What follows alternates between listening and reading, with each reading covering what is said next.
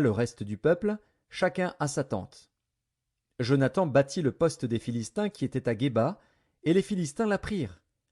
Saül fit sonner de la trompette dans tout le pays, en disant « Que les Hébreux écoutent !»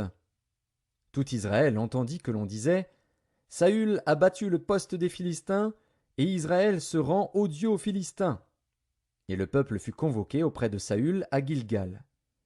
Les Philistins s'assemblèrent pour combattre Israël. Ils avaient 1000 chars et 6000 cavaliers, et ce peuple était innombrable comme le sable qui est sur le bord de la mer. Ils vinrent camper à Micmar, à l'orient de Beth-Aven. Les hommes d'Israël se virent à l'extrémité, car ils étaient serrés de près, et ils se cachèrent dans les cavernes, dans les buissons, dans les rochers, dans les tours et dans les citernes. Il y eut aussi des Hébreux qui passèrent le Jourdain pour aller au pays de Gad et de Galaad. Saül était encore à Gilgal, et tout le peuple qui se trouvait auprès de lui tremblait. Il attendit 7 jours, selon le terme fixé par Samuel. Mais Samuel n'arrivait pas à Gilgal, et le peuple se dispersait loin de Saül. Alors Saül dit « Amenez-moi l'holocauste et les sacrifices d'action de grâce. » Et il offrit l'holocauste. Comme il achevait d'offrir l'holocauste, voici, Samuel arriva, et Saül sortit au-devant de lui pour le saluer.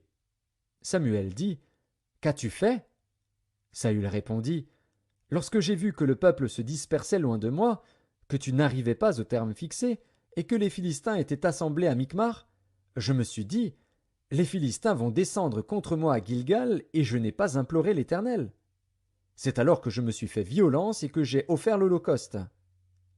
Samuel dit à Saül « Tu as agi en insensé. Tu n'as pas observé le commandement que l'Éternel, ton Dieu, t'avait donné. L'Éternel aurait affermi pour toujours ton règne sur Israël. Et maintenant ton règne ne durera point.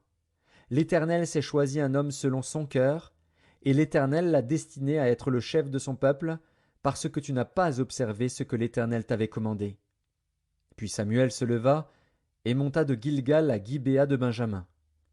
Saül fit la revue du peuple qui se trouvait avec lui. Il y avait environ 600 hommes.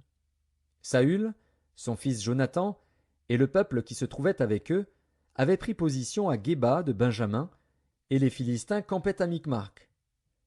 Il sortit du camp des Philistins 3 corps pour ravager. L'un prit le chemin d'Ophra, vers le pays de Shual, l'autre prit le chemin de Beth-horon, et le troisième prit le chemin de la frontière qui regarde la vallée de Tseboïm, du côté du désert. On ne trouvait point de forgerons dans tout le pays d'Israël, car les Philistins avaient dit « Empêchons les Hébreux de fabriquer des épées ou des lances. » Et chaque homme en Israël descendait chez les Philistins pour aiguiser son soc, son hoyau, sa hache et sa bêche, quand le tranchant des bêches, des hoyaux, des tridents et des haches était émoussé, et pour redresser les aiguillons.